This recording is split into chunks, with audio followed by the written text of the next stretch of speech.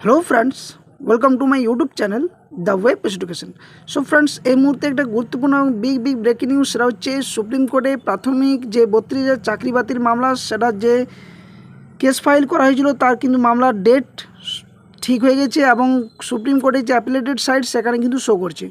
অর্থাৎ তোমরা সকলে জানো যে 32,000 চাকরি বাতিল মামলা দীর্ঘদিন ধরে কলকাতা হাইকোর্টে চলার পর তার পরিপ্রেক্ষিতে পরবর্তী ক্ষেত্রে দেখা যায় যে বিচারপতি তপব্রত চক্রবর্তী এবং বিচারপতি ঋতব্রত কুমার মিত্রের যে ডিভিশন বেঞ্চ, সেখানে কিন্তু সেই 32,000 যে চাকরিরত শিক্ষক শিক্ষিকা তাদের পরিপ্রেক্ষিতে কিন্তু রায়দান ঘোষণা করা হয় এবং তাদের শপথে চাকরিতে বহাল থাকার নির্দেশ দেওয়া হয়।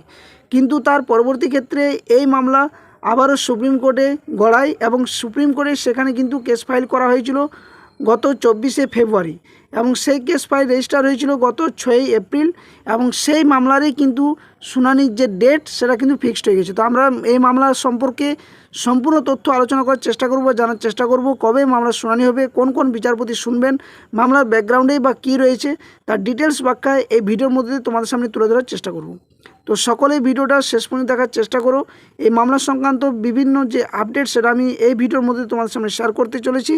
সাথে সাথে বলে রাখি, যারা চ্যানেল নতুন আছো অবশ্যই বলবো চ্যানেলটি সাবস্ক্রাইব করো এবং পাশে থাকা বেল নোটিফিকেশন করো এই ধরনের গুরুত্বপূর্ণ নিউজ, কেস আপডেট, নোটিফিকেশন সংক্রান্ত তথ্য পাওয়ার জন্য। আর ভিডিও ডেসক্রিপশন বক্সে অফিসিয়াল টেলিগ্রাম চ্যানেল লিঙ্ক এবং অফিসিয়াল ফেসবুক পেজের লিঙ্ক দেওয়া রয়েছে, সেখানে সকলে যুক্ত হয়ে যাবে। ওখান থেকে যে কোনো ধরনের কেস, নিউজ, আপডেট সংক্রান্ত তথ্য তোমরা পেয়ে যাবে। তো চলো ডিটেলস একদম আপডেট আলোচনা করা যায় যে কী কী হতে চলেছে, কবে মামলা শুনানি হবে, তার ডিটেলস ব্যাখ্যা ভিডিওর মধ্যে থাকবে। তো দেখো, আমরা সুপ্রিম কোর্টের যে অ্যাপিলেটেড সাইট সেখানে আমরা চলে এসেছি। এখানে আমরা ডায়েরি নাম্বার দেখতেই পাচ্ছি, যে ডায়েরি নাম্বার হচ্ছে 12291/2026, যা মামলাটা হচ্ছে Swapna Baidya versus West Bengal board of primary education. এবং এই নিয়ে আরও একটা কিন্তু মামলা রয়েছে, যেটা কিন্তু এখনও পর্যন্ত মামলার তারিখ কিন্তু ফিক্সড হয়নি। আমি এর আগেও ভিডিও দিয়েছিলাম এই 32,000 চাকরি বাতিল মামলা নিয়ে। তো এই যে মামলা, এই মামলা গত 24শে যে ফেব্রুয়ারি সে মামলা কিন্তু ফিল আপ করা হয় এবং সেখানে কিন্তু এই মুহূর্তে পেন্ডিং অবস্থায় দেখাচ্ছে, অর্থাৎ মামলা শুনানি হয়নি। তারপর মামলাটা রেজিস্টার হয়েছে এসএলপি নাম্বার দিয়ে দেখতে পাচ্ছ সকলে, যে 6/4/2024 সেটা রেজিস্টার করা হয় এবং ভেরিফাইড হয় 18/4/2026 তারিখে, অর্থাৎ এই মাসে এপ্রিল, অর্থাৎ আজকে। তো মামলার কেস নাম্বার তোমরা সকলে দেখতে পাচ্ছ, এই যে কেস নাম্বার এখানে দেওয়া রয়েছে যে মামলা। তো এই মামলাটার যে টেন্টেটিভ ডেট দেখাচ্ছে সেটা হচ্ছে 24শে যে এপ্রিল 2026, সেখানে কিন্তু এই মামলাটা ডেট দেখাচ্ছে। এখানে পিটিশনারদের তরফ থেকে যারা রয়েছে তোমরা দেখতে পাচ্ছ অনেকগুলো লিস্ট রয়েছে, কারণ এই মামলা দীর্ঘদিন ধরে কলকাতা হাইকোর্টে যখন চলছিল সেখানেও কিন্তু অনেকগুলো একটার পর একটা কিন্তু মামলার পরিপ্রেক্ষিতে কিন্তু যে পিটিশনার সেটা কিন্তু যুক্ত হয়ে থাকে। এবং রেসপন্ডেন্ট তরফ থেকে তোমরা লিস্ট দেখতে পাচ্ছ, এখানে West Bengal board of primary education রয়েছে, the president West Bengal board of primary education, national council of teacher education. তো একটার পর একটা কিন্তু রেসপন্ডেন্ট এবং পিটিশনার এখানে কিন্তু রয়েছে এবং মামলাটা একটা বৃহৎ আকার ধারণ করতে পারে। তো এখানে আমরা যদি নিচের দিকে স্ক্রল করি তাহলে দেখতে পাবো যে পিটিশনার অ্যাডভোকেট শেখর কুমারের হিসেবে থাকছেন, রেসপন্ডেন্ট অ্যাডভোকেট যারা রয়েছে সেটাও কিন্তু তোমরা দেখতে পাচ্ছ এখানে অনেকগুলো রয়েছে।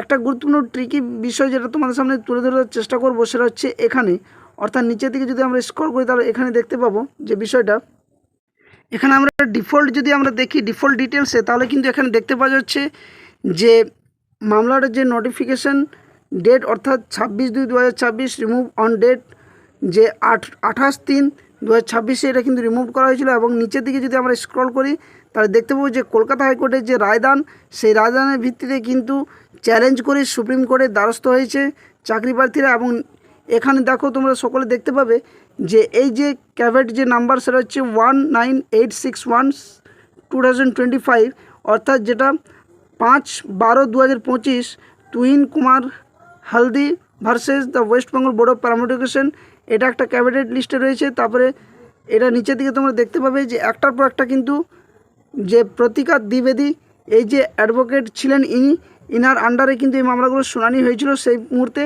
এবং তার সাথে সাথে ক্যাভেটর অ্যান্ড ক্যাভিটি যে লিস্ট সেটা হচ্ছে the West Bengal board of primary education versus Priyanka Naskar যে মামলা, সেটা ম্যাট 873/2023, যেটা গত 3/12/2025 মামলাটা যেটা শুনানি হয়েছিল কলকাতা হাইকোর্টে, যেখানে তপব্রত চক্রবর্তী বিচারপতি এবং ঋতুব্রত কুমার মিত্রের ডিভিশন বেঞ্চে কিন্তু রায়দানটা ঘোষণা করেছিল।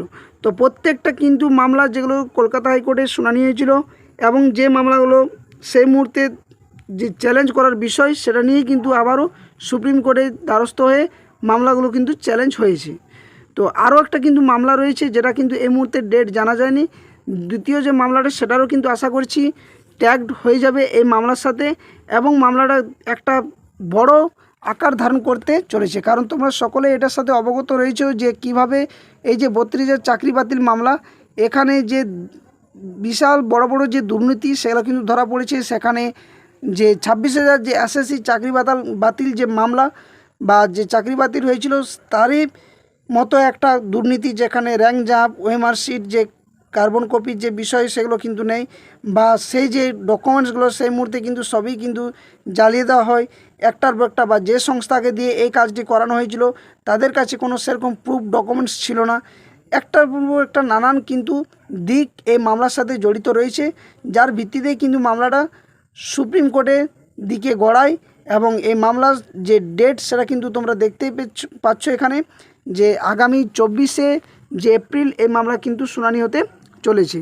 তো অবশ্যই সেদিকে সকলের নজর থাকবে, কারণ যেহেতু এই মামলাটা একটা খুবই গুরুত্বপূর্ণ, অনেকেরই চাকরি ভবিষ্যৎ নির্ভর করছে এবং আমরা সকলে জানি যে এই ক্ষেত্রে যে দুর্নীতি সেখানে শিক্ষামন্ত্রী থেকে শুরু করে বিভিন্ন মন্ত্রী এই মামলার সাথে যুক্ত এবং ওনারা দীর্ঘদিন ধরে এই মামলার সাথে যুক্ত থাকার জন্য ওনাদের বিভিন্নভাবে তাদেরকে জেলের যে হাজতে সেখানেও কিন্তু যেতে হয়েছে। তো যাই হোক, তবে একটা বিষয় যে অনেক ক্ষেত্রে হয়তো ভাবতে পারো যে এই যে সুপ্রিম কোর্টে 26,000 চাকরি বাতিল মামলা হয়েছে, এটাও কিন্তু এর আগে কলকাতা হাইকোর্টের যে রায় সেই রায়ের কিন্তু পরিপ্রেক্ষিতে কিন্তু রায়দান এসেছিলো। এখন দেখার বিষয় যে সুপ্রিম কোর্টে আদৌ কি এই মামলা যে কলকাতা হাইকোর্টে রায়দান হয়েছে রায়টাকে বহাল রাখবে ডিভিশন বেঞ্চের রায়কে, নাকি আবারও এই মামলার কোনো নতুন সেরকম মোড় নেবে। তো পরবর্তী আপডেট অবশ্যই তোমাদের সামনে আমি শেয়ার করার চেষ্টা করব। আগামী 24 তারিখ অর্থাৎ 24শে এপ্রিল এই মামলার যে শুনানি সেটা কিন্তু হবে। এখনও পর্যন্ত কোন যে বিচারপতিরা এই মামলা শুনবেন বা কত নম্বর সিরিয়ালে মামলার শুনানি হবে সেটা নিয়ে কিন্তু এখনও পর্যন্ত কোনো আপডেট আসেনি। আপডেট এলে অবশ্যই তোমাদের সামনে শেয়ার করব। তো তার জন্য বলবো সকলে কিন্তু চ্যানেলের সাথে যুক্ত থাকো, আর যারা চ্যানেলে নতুন আছো অবশ্যই বলবো চ্যানেলটি সাবস্ক্রাইব করে পাশে থাকা বেল নোটিফিকেশন করবে, কারণ এই ধরনের গুরুত্বপূর্ণ কেস, নিউজ আপডেট, নোটিফিকেশান সংক্রান্ত তথ্য তোমরা যথাসময়ে পেয়ে যাবে। ভিডিও ডেসক্রিপশান বক্সে অফিসিয়াল যে টেলিগ্রাম চ্যানেল লিঙ্ক এবং অফিসিয়াল ফেসবুক পেজের লিঙ্ক দেওয়া রয়েছে, সেখানে কিন্তু সকলে যুক্ত হয়ে যাবে।